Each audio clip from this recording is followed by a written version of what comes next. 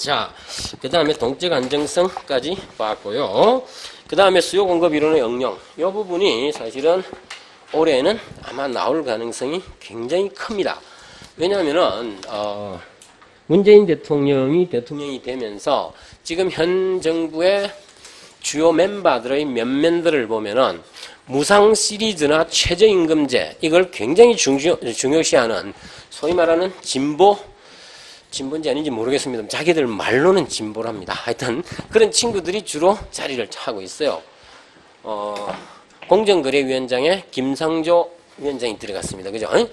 그분들이 들어가면서 엄청 바뀔 거로 다들 기대했는데 뭐 바뀌었죠? 치킨값 한번 바뀌었습니다. 그죠? 치킨값 2만 원 이상 올라갔다가 19,000원인가 떨어뜨리고 그 다음부터 김상조의 김자도 안 보입니다. 공정거래위원회가 뭘 하는지 모르겠어. 물론 치킨 가격 잡는 데가 공정거래위원회는 아닙니다만 아무런 역할을 못하고 있어요. 근데 그 형이 저보다 한 해 선배인데 우리 스타디 매니저였어요. 근데 엄청 깐깐해요. 사람 완전히 죽을 듯이 막 면박을 줘요. 공부 안 해가면은. 그 다음날 분명히 세미나가 있는데 무슨 책 몇 페이지 무슨 책 몇 페이지까지 읽어와라 했는데 이것만 하나? 다른 것도 해야 되잖아요. 그죠? 조금 덜 읽어가 봐요. 눈물이 쏙 빠질 정도로 1살 차인데도 사람 완전히 죽여놓습니다. 엄청 엄격했어요. 그래서 생활도 엄격하겠지 하고 다들 기대를 했는데 임명 과정에 그 뭐죠? 조사하는 과정 보니까 우리한테만 엄격했구나. 드러났던 건데 하여튼 그 이후에 업적이 없어요. 뿐만 아니라 왜 여러분들 청와대 F4라 그래서 민정수석하고 있는 조국 같은 경우 생긴 거 멋있게 생겼잖아요. 그지?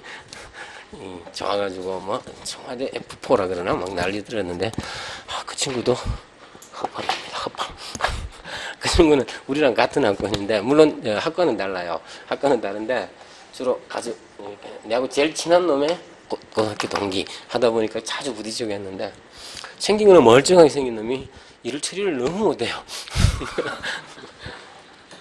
아니 서울대 법대 나와서 서울대 교수라 그러니까 일 잘할 줄 알고 청와대 민정수석으로 시켜놨더니 막 아무것도 하는 일 없이 맨날 이쪽에 치이고 저쪽에 치이고 이제는 아예 언론에 등장을 안 하는 게 상수도에서 안 나오잖아 이 친구 이제.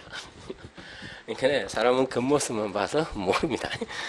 자, 수요 공급 이론에 이 부분이 굉장히 중요한 이유가 최저임금제가 지금 문제가 되는 상황이에요. 근데 여기서만 말고요. 여기서 조금 이따가 최저임금제 볼 거예요. 그리고 저 뒤쪽에 가서 생산 요소 시장에 가면 수요 독점 상황 하에서의 가격 규제 효과를 볼 겁니다. 크루그 모형이라고 하는 거. 그쪽하고 합쳐야 됩니다. 그 다음에 또 몇 가지 있는 게 거시적 관점, 이놈은 한번 나왔기 때문에 2년 전인가 고용보호제라든지 파견근로자보호법 이게 한번 나온 적이 있죠. 그건 이제 거시적 관점에서 이야기였고 이제 미시적 관점에서는 아직 안 나왔단 말이에요. 그럼 이게 나올 가능성이 있고요. 그 다음에 또 한 가지는 눈여겨봐야 될 게 무상 시리즈입니다. 지금 교육부 장관을 하는 김상곤 씨 같은 경우가 경기도 교육감을 할 적에 그냥 무상 도시락부터 무상 버스에 무상이란 들어가는 건 전부 다 정책을 실행하려고 했던 사람이에요. 그리고 자기는 세금 안 내고 그 사람은 세금 안 냅니다. 책도 남은 뺏기는 거 뭐라 그러죠? 남의 책 뺏기는 거? 뭐라고? 위조? 아니고 뭐라? 표절. 맞아. 그 생각이 안 나서. 남이 표절하면 엄격하게 하는데 자기가 표절하면 괜찮아요. 자기는 거의 대부분을 표절했습니다. 하여튼 이런 분들이지만 지금 현재 우리는 그거하고 관계없이 두 가지 관점, 쉽게 말해서 최저임금제 관련하고 거시적 관점에서 나중에 무상교육, 긍정적 외부효과 이 부분하고를 연관시켜서 문제는 나올 가능성이 꽤 크다는 겁니다. 위시적 관점에서는. 거시는 한번 나왔으니까 조금 덜 할 거고요. 자, 그래서 먼저 가격 규제. 규제에는 가격을 규제하는 방식이 있고 수량을 규제하는 방식이 있습니다. 네, 가격 규제에는 두 가지가 있습니다. 최저임금제랑 최저가격제겠죠. 다음에 최고가격제 두 가지고요. 수량규제. 이 수량규제 안에도 수요량의 규제랑 공급량의 규제가 있습니다.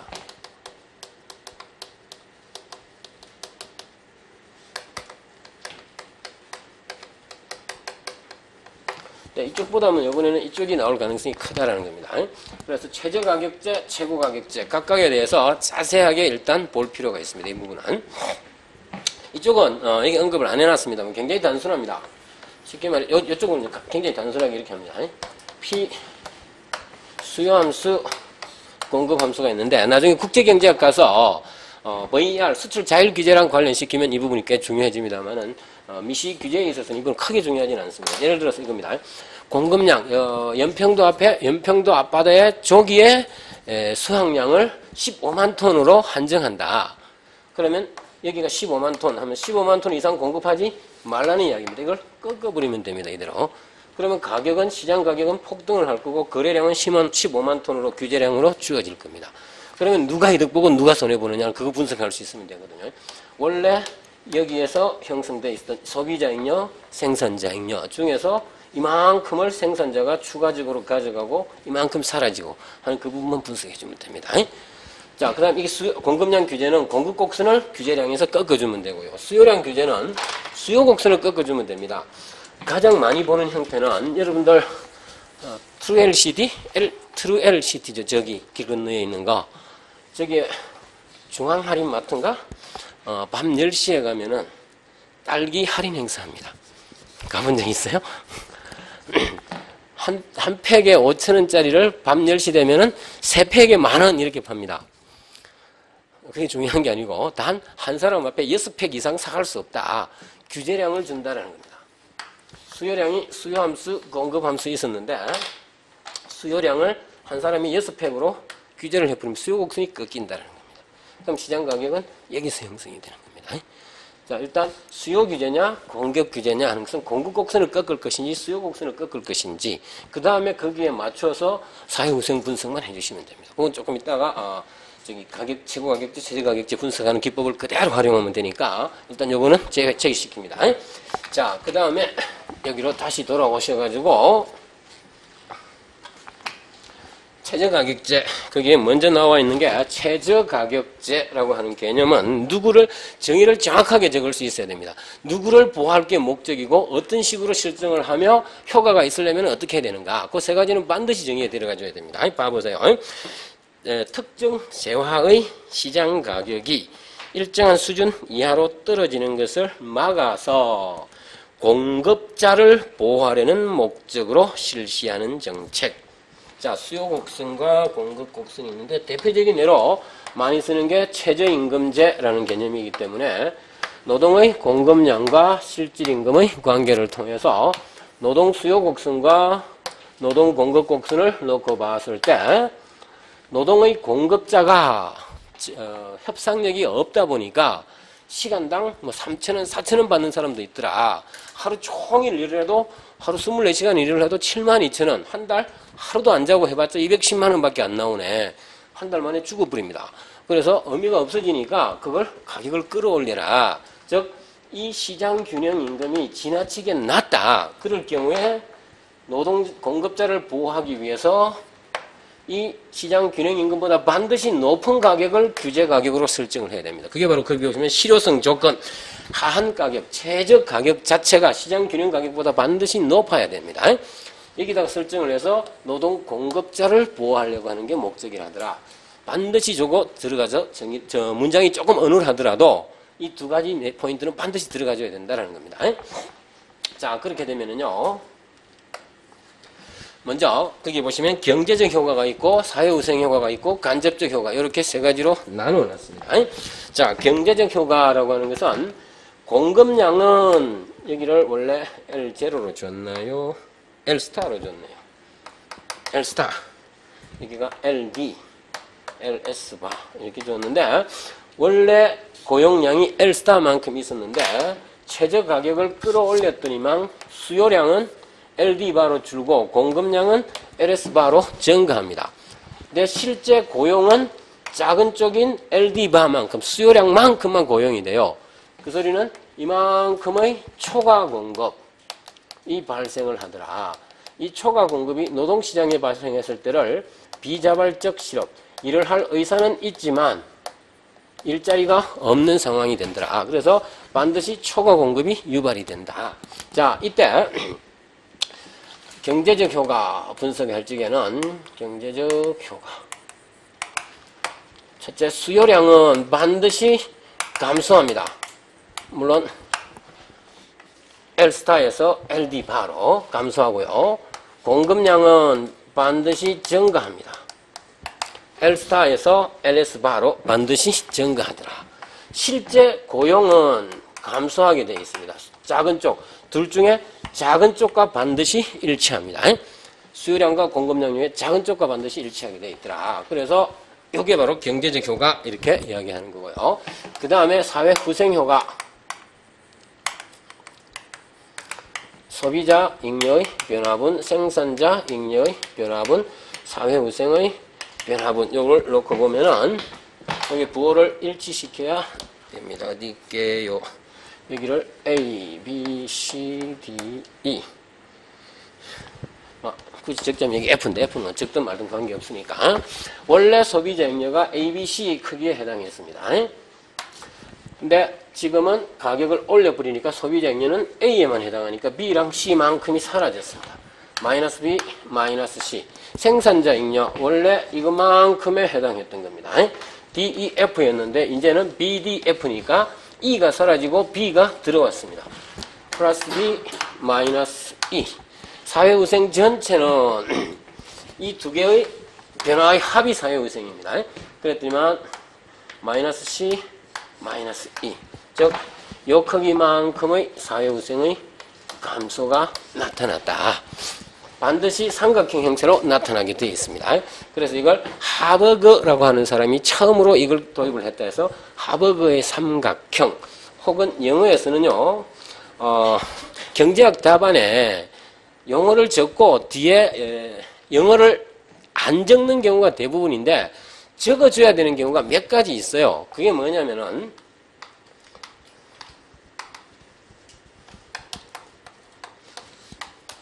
이 단어는 책마다 번역이 틀립니다. 즉 모든 책에서 동일하게 번역이 되어 있는 영어 단어 같으면 따로 적지 않아도 됩니다. 근데 책마다 다 틀려요. 그래서 굉장히 다양하게 번역이 되는데 자중손실, 사장손실, 이 두 개 합쳐서 사중손실. 사람들마다 다 달라요. 하버그의 삼각형. 이게 조세부담에서 나타나면은 초과 부담, 뭐 다양하게 번역이 됩니다. 근데 어떻더라도 전부 다 이걸 이야기하는 거기 때문에 어떤 단어를 적어놓고 뒤에 이걸 적어줘야 됩니다. 그리고 대표적으로 또 한 가지 더 적어줘야 되는 게 글씨에 들어가서 우리 경제성장론에서 서울로 모형의 균형, 그걸 갖다가 균형이라고 부르지 않고 균제상태 이렇게 불렀습니다. 그죠? 근데 경영학 책들에 보면은 정체상태라고 적어놨습니다. 정체. Y, 스몰 y 값이 안 바뀌는 거니까 정체상태 맞잖아. 그죠? 균제상태냐, 정체상태냐, 안정상태냐. 우리말로 적어놓으면 이거하고 같아요?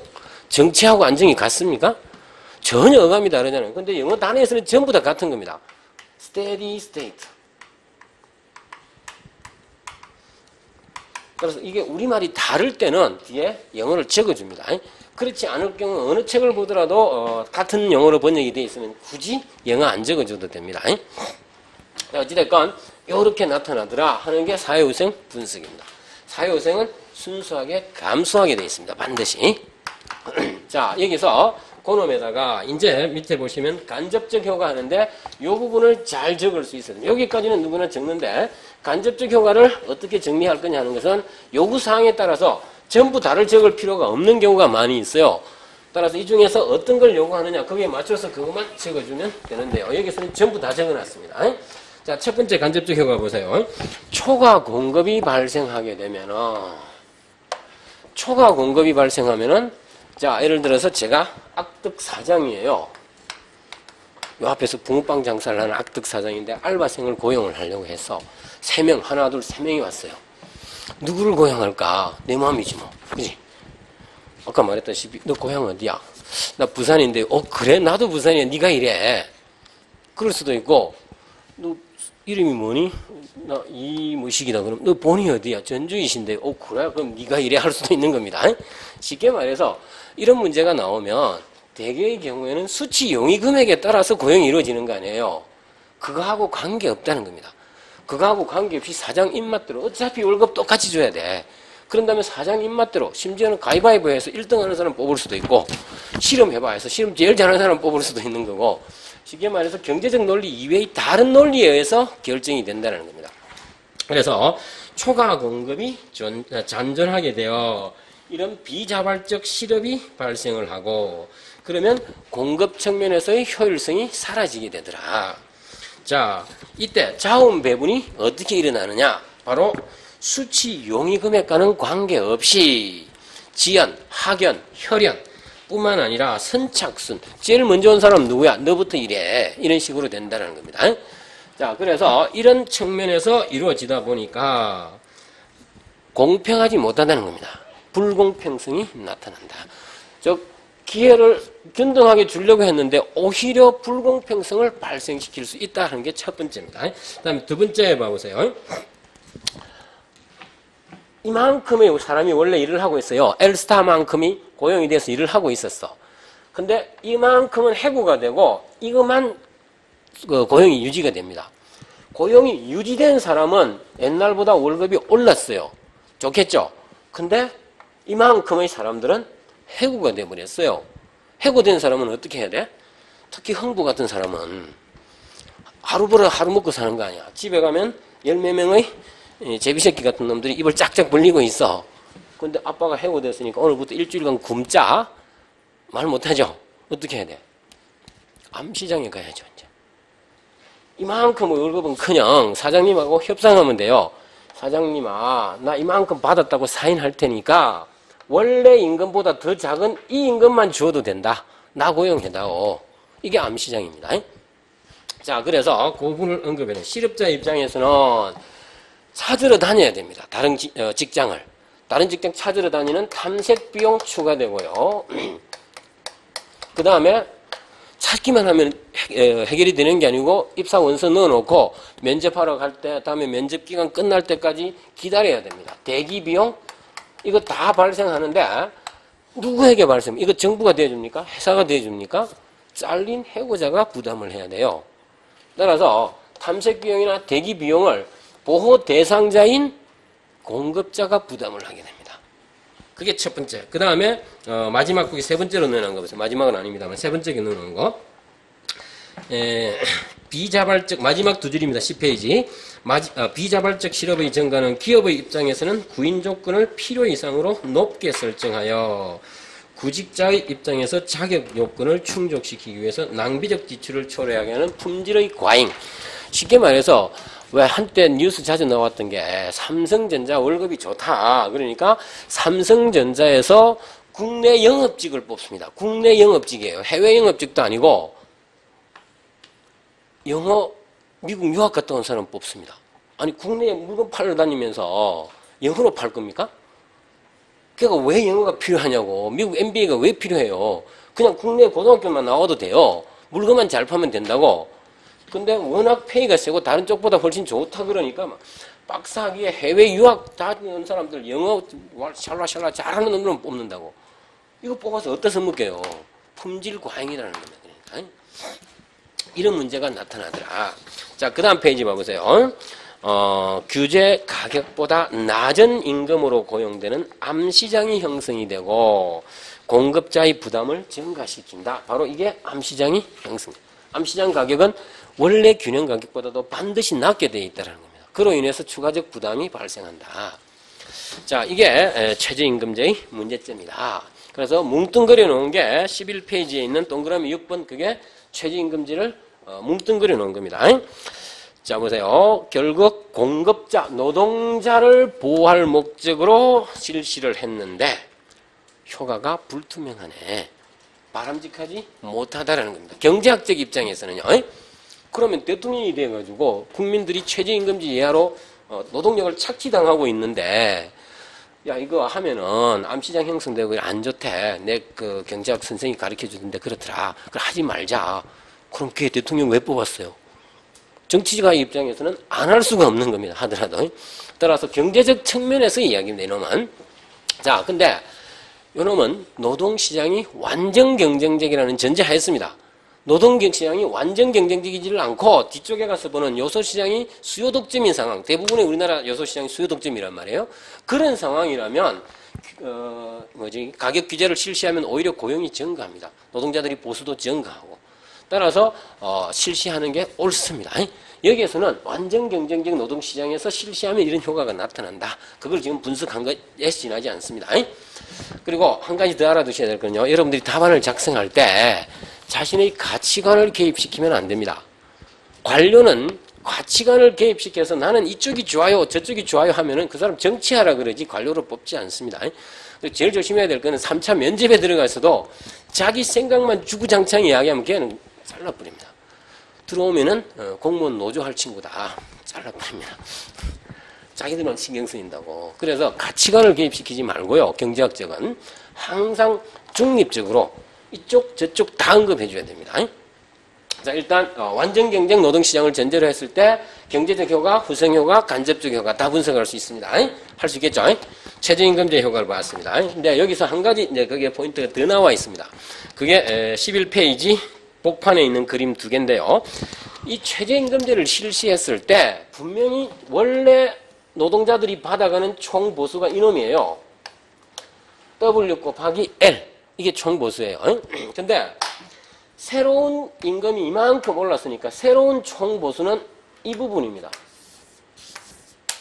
그러면 이만큼은 사라지고 이만큼이 새로 들어왔잖아요. 이때 총 보수가 증가할까 감소할까?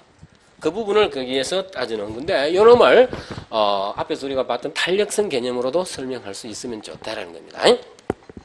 자, 그래서 그 아래쪽 그림 보시면은요, 두 개를 넣어놨습니다. 첫 번째 그림이 노동 수요의 임금 탄력성이 1보다 큰 경우, 노동 수요의 임금 탄력성이 1보다 크다는 소리는 노동 수요의 임금 탄력성 앞에 우리가 이렇게 했습니다. 임금 변화율 분모에 집어넣고요. 노동 수요의 변화율을 분자에 넣고 우하향하는 직선이니까 앞에 마이너스 붙여서 이렇게 계산한다 그랬습니다. 자, 이 노동 수요의 임금 탄력성이 1보다 크다는 소리는요. 임금이 10% 올랐을 때 수요량의 감소폭은 한 20% 정도 감소해버린다 이런 의미가 됩니다. 따라서 임금의 증가율보다 노동 수요의 증가율이 더 작기 때문에 거기에 그림처럼 이쪽 부분 사라지는 부분이 더 크고 새롭게 추가되는 부분이 더 작게 됩니다. 그로 인해서 총 보수가 감소하게 됩니다. 탄력성이 1보다 큰 경우에는 총 보수는 오히려 줄어든답니다. 반대의 경우 1보다 작다면은 예를 들어서 여기가 10% 임금을 올렸더니만 20% 줄인 게 아니고 5%밖에 안 줄었네요. 그러면 탄력성이 2분의 1이라는 소리입니다. 탄력성이 2분의 1이라는 소리는 임금은 10% 올랐는데 노동의 고용량은 5%밖에 안 줄었으니까 총 보수는 더 커진다. 이런 관념이 되는 겁니다. 따라서 그놈이 뭐에 의해서 결정되냐? 바로 그 그림에서 여러분들은 색깔이 없죠. 복사를 한 거니까. 노동 공급 곡선은 기울기를 제가 같게 그려놨습니다. 그리고 노동 수요 곡선은 왼쪽이 완만하고 오른쪽이 가파르게 그려놨습니다. 따라서 노동 수요 곡선의 기울기가 가파른 경우 수요 곡선의 기울기가 가파르다는 소리는 그만큼 탄력성이 작다라는 소리입니다. 따라서 앞에서 우리가 탄력성 이야기할 적에 dp분의 dq 이렇게 해가지고 기울기의 역수라고 봤었죠. 그게 바로 탄력성과 기울기가 나타나는 관계가 이겁니다. 그래서 기울기의 역수이기 때문에 기울기가 가파른 경우는 탄력성이 작은 거고 기울기가 완만한 경우는 탄력성이 큰 경우가 됩니다. 역수니까요. 자, 그래서 그 오른쪽 그림처럼 LD, 즉 노동 수요 곡선의 기울기가 가파른 경우에는 탄력성이 작기 때문에 최저임금제를 실시하면 그만큼 총 보수는 커집니다. 실업량도 줄어드는 폭이 작아지고 그런 관계만 파악을 해줄 수 있으면 되겠습니다. 자, 그 다음에 최고가격제 요놈도 지금 현 정부에서 실시를 하려고 합니다. 하는데 야당인 새가 아니고요. 자유한국당 이놈들이 하도 자주 바뀌어가지고 알 수가 없어요. 하여튼 자유한국당 쪽에서 반대하고 있기 때문에 지금 실시를 못하는 건데 뭐냐면은 전월세 상한제, 그러니까 최고 가격제의 한 형태입니다. 전세나 월세를 최고 얼마까지 평당 얼마 이상 못 받게 하자. 이런 게 여기서 말하는 최고 가격제. 이놈하고 정반대로 나타나는데요. 자, 최고 가격제의 개념도 누구를 보호할까 하는 게 반드시 들어가야 됩니다. 최저 가격제는 공급자를 보호할 목적이 있습니다. 이쪽에는 수요자를 보호할 목적입니다. 자, 그래서 정의 봐보세요. 최저 가격, 아니고 최고 가격 상한제. 최고 가격제 가격 상한제 요겁니다. 여러분, 시장 가격이 지나치게 높다고 판단했을 때 수요자 보호를 목적으로 실시하는 정책으로 지금 실시하고 있는 것은 이자율 상한제고요. 실시를 고려하고 있는 것은 노무현 대통령 때 했던 게 분양가 상한제 하려고 하다가 도입을 못했습니다. 반대가 심해서. 근데 그거는 지금 안 하고 전월세 상한제를 만지작만 하고 있는데 아마 조금 더 불리해지면 나올 수 있습니다. 지금 현재는 문재인 대통령 지지율이 70% 회복하니까 굳이 무리수 둘 필요 없다 해서 안 두는데 60% 끊어서 50% 한선까지 내려오면은 도입할 겁니다. 그럼 시끄러워지면서 다시 회복할 수 있거든. 그게 이제 타이밍이에요. 자, 어찌됐건 최저 가격제는 아니고 최고 가격제는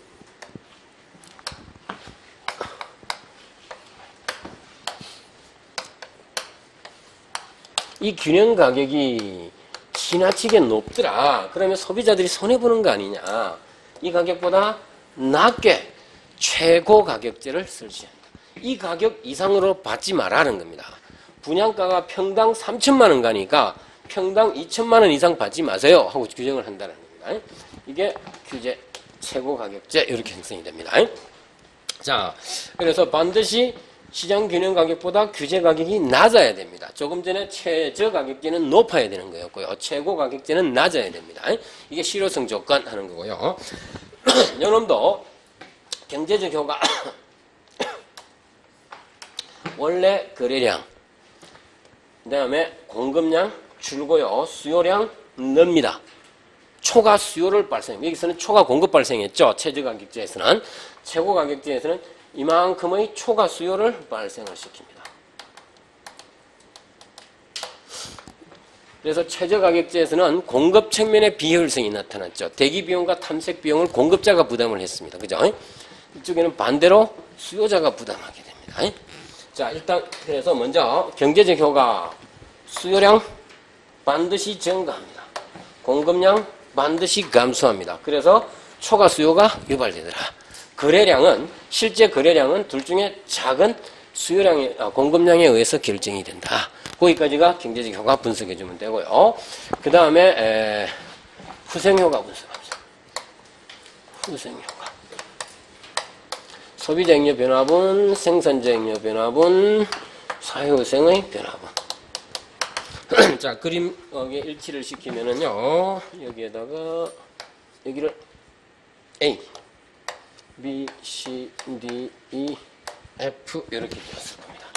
와, 원래 소비자 잉여분 이 위쪽 A, B, C였습니다. 이제는 소비자 잉여분은 이렇게 나타내는 게 A, B, D가 됩니다. C 빠지고 D 들어옵니다. 마이너스 C 플러스 D. 생산자 잉여 원래 D, E, F였습니다.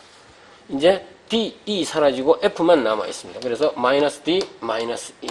두 개 합쳤더니만 마이너스 C, 마이너스 E. 똑같이 삼각형. 앞에서 이렇게 나타난다 그랬었습니다. 자, 그래서 사회후생은 반드시 감소합니다. 최저 가격이든 최고 가격이든 정부가 규제 정책을 실시하면 반드시 사회후생은 줄어들게 돼 있다. 자, 그 다음에요. 여러분도 역시 간접적 효과. 첫 번째로 거기에 보시면 앞에서랑 똑같이 간접적 효과는 수요 측면에서 초과 수요를 유발해가지고 시장이 균형이 이루어지지 않으니까 수요 측면에서의 비효율성이 발생을 하고, 자, 이제 똑같은 이 신림동, 여러분들 살고 있는 원룸 시장을 보면은요, 이 신림동, 미림여고 사거리에서부터 삼성고등학교까지가 세계에서 유일한 고시 특구입니다. 한국밖에 없고, 한국에도 여기만 있습니다. 요거는 예찬 총리가 관악구청장 할 때 만든 인기 영합적인 정책으로서 굉장히 여러분들을 보면은 잘한 것 같은데 자세히 따지고 보면 분통이 터질 일입니다. 자, 무슨 이야기냐면은 고시특구라 그래서 여러분들 중고, 초중, 고등학교 다닐 때 학교에는 물값, 수도세, 전기세가 일반 가정용보다 절반도 안 됩니다. 한 40% 정도예요. 그래서 학생들이 물, 전기를 마음대로 쓸 수 있게 해준 거거든요. 고시특구이기 때문에 이쪽 지역에도요, 여러분들 원룸에 전기료, 수도료 학교하고 똑같이 지급받습니다. 그래서 여러분들 집에, 본가에, 부모님 계시는 집의 하고 똑같이 전기를 써도 거의 40%만 내면 돼요. 그리고 이 원룸 주인들한테 감세 혜택을 주어가지고 원룸에서 들어오는 수입에 대해서 일정 부분 세금 안 내도 되게 면세 혜택을 다 주어놨습니다. 그래서 최소 40%에서 30%까지는 임대료가 저렴하게 돼야 됩니다. 시내에 비해서. 근데 10%밖에 저렴 안 해요. 심지어는요, 이거 평당으로 따지면 여러분들 사는 원룸의 평당 임대료가 도곡동 타워팰리스보다 20% 비쌉니다. 미쳐버리겠죠. 도곡동 타워팰리스는 수입 대리석으로 깔아놓고 헬스클럽 다 사용할 수 있게 대놓고 여기는 들어가면 그냥 냉방밖에 없어요. 겨울에 전기료 많이 든다고 그냥 낮에 계속 난방 끊어가지고 들들 떨면서 자잖아. 근데 타워팰리스보다 10% 비싸요. 이만큼 저렴해야 된다고. 근데 왜 저렴하지 않는가도 이걸 분석을 통해서 알 수 있다는 겁니다. 자, 보세요.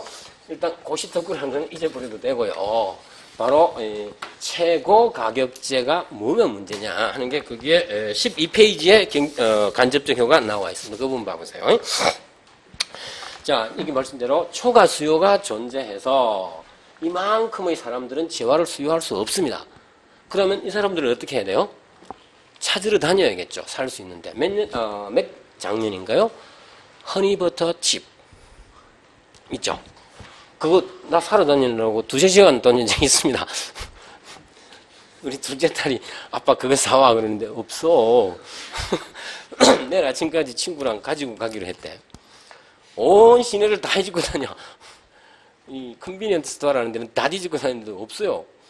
그래서 제일 친한 그 컨비니 그 알바생한테 부탁을 하는 거예요. 몇 시에 들어오냐? 그러니까 새벽 6시인가 5시인가 들어온대. 그럼 내가 그때 다시 올 테니까 내 거로 좀 빼다오. 그래서 2만 원 돈 주고 그거는 팁으로 줄게. 요거만 좀 확보해다오. 이렇게 해서 겨우 확보하는 거예요. 그게 이 과정에서 다 나타납니다. 쉽게 말해서 초과 수요가 존재하게 되면은 대기 비용, 탐색 비용을 내가 부담해야 됩니다. 수요자가 부담. 보호 대상자인 수요자. 이쪽도 보호 대상자인 공급자가 부담했죠. 이쪽도 보호 대상자인 수요자가 부담을 하게 되는 겁니다. 추가적 비용이 발생한다는 거예요.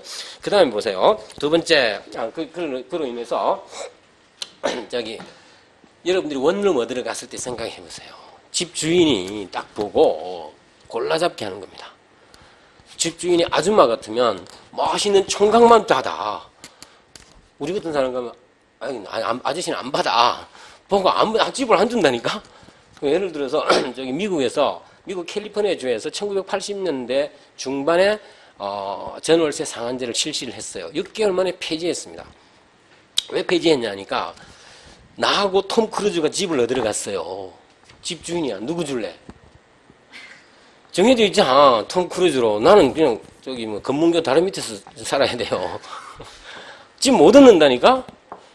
그래서 아예 서민을 보호하려고 했는데 서민은 하나도 못 얻고 고급 저택들을 유명한 사람, 부자들만 저렴한 가격에 혜택을 보는 거예요. 그래서 하도 원성이 심하니까 폐지를 시켜버렸던 겁니다. 이게 바로 나는 초과 수요자이기 때문에 밤새도록 쫓아다녀도 수요를 못한다는 거예요. 그로 인해서 이런 부분이 나타납니다. 쉽게 말해서 앞에서 똑같이 지연, 학연, 혈연, 다음에 인종, 우리는 인종이 좀 덜합니다만 여기 지금은 외국인들 좀 보이죠. 원룸촌에. 3년, 4년 전까지만 해도요. 외국인들 없었어요. 외국인들 집 안 줍니다. 고시생만 해도 충분히 메울 수 있는데 왜 이상한 말레이시아에 주어가지고 아니면 중국에 주면은 바퀴벌레 돌아다닌다 뭐 이러면서 안 주는 거예요. 근데 반 정도밖에 안 차니까 이제 외국인 받는 거예요. 일종의 인종차별 같은 게 있어서 다 드러납니다. 거기에 적혀 있는 겁니다. 인종, 친분관계, 선착순 등으로 이루어진다 하더라.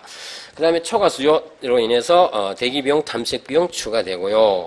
그 다음에 공급 가격이 하락하게 되어서 앞에서는 품질 과잉, 이번에는 품질 과소화가 나타납니다. 아까 말씀드린 대로 그때 한 10년 전만 하더라요. 여기에 지금 현재의 행시생, 외시생, 입시생 플러스 3만 명을 해보세요. 사법시험 준비생이 3만 명이 이 동네에 더 들어왔습니다. 그러면 저기 녹두골목 있죠? 거기가 명동하고 같아요. 그냥 밀려다닙니다. 밥때가 되면은. 그 정도로 장사가 잘 됐어요. 그러니까 뭐 주차장이고 뭐 하여튼 칸을 칠 수만 있으면은 컨테이너 박스고 다 해가지고 집이라고 내놓는 겁니다. 그래서 집에 물이 새건 말건 일단은 그 핑계 대면은 그냥 안 받으면 돼요. 품질 과소화가 나타난다는 겁니다. 자, 그게 공급 가격이 하락하게 되어서 재화의 품질이 하락하는 품질의 과소화 문제가 생겨 나온다더라. 그 다음에 규제 가격보다 높은 가격으로 거래되는 암시장. 암시장 가격 구하려면 구할 수 있어야 됩니다. 보세요. 공급 수요에서 가격을 이렇게 규제하니까 공급자들은 여기까지밖에 공급을 안 해요.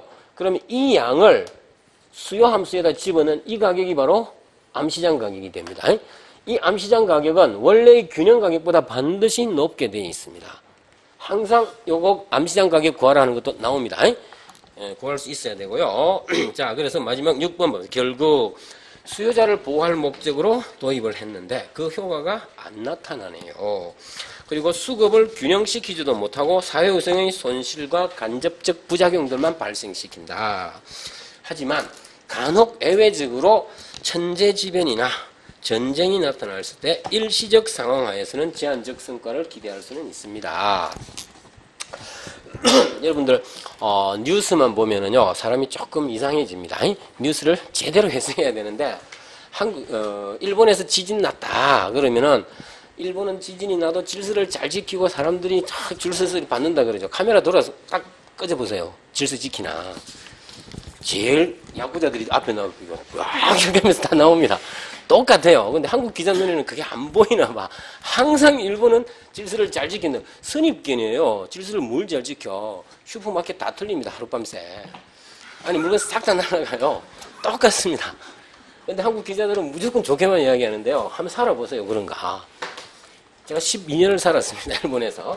지진도 무수하게 겪었는데 지진이 1년에 6, 7짜리 지진은 1년에 한 두세 번은 오니까 한 20여 번 겪었다고 보면 되는데요. 정말 우리 같은 사람은 밖에 나가지를 못해요. 외국인이자 일단 외국인이 물건 들고 가면은 자기들이 뺏어간다고. 힘 좋은 야구자들이 와서 그러야로 똑해 그럼 뺏겨야 돼.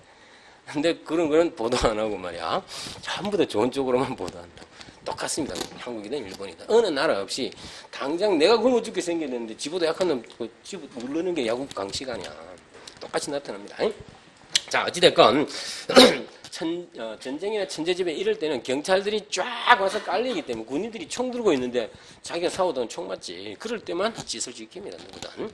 우리도 마찬가지지만 외국도 마찬가지예요. 자, 그래서 이런 부분이 있어요 하는 거 보시면 되고요. 그 다음에 이제 조세. 이 부분은 미시의 영원한 테마입니다. 조세의 초과 부담과 귀착, 정가의 문제. 그 부분은 항상 기억을 해두셔야 됩니다. 요놈은 문제를 통해서 풀어봐야 되니까 여기에 설명을 안 드리고요. 읽고만 넘어가세요. 나중에 문제에 조세하고 보조금 분석하는 법을 그대로 넣어두었습니다. 문제 풀면서 하도록 합니다. 그래서 12페이지부터 14, 15, 16. 네, 굉장히 중요합니다. 이거 보고 안 되시는 분들은 나중에 문제 풀이 시간에 반드시 이해할 수 있도록 질문을 해주셔야 돼요. 미시에서 앞부분에서 가격하고 관련시켜서 제일 중요한 테마 중에 하나가 요놈이다 하는 것만 아시고 넘어갑니다. 그러면 잠시 쉬었다가요, 소비자 이론 들어가도록 하겠습니다.